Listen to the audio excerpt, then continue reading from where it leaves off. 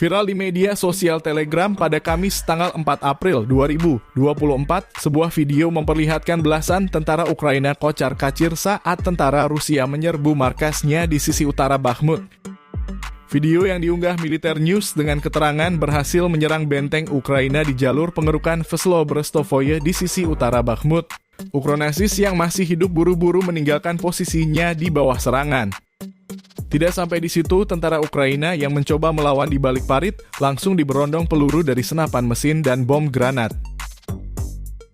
Di akhir video diperlihatkan bagaimana militer Rusia ciptakan hujan rudal ke arah posisi militer Ukraina yang mencoba melawan.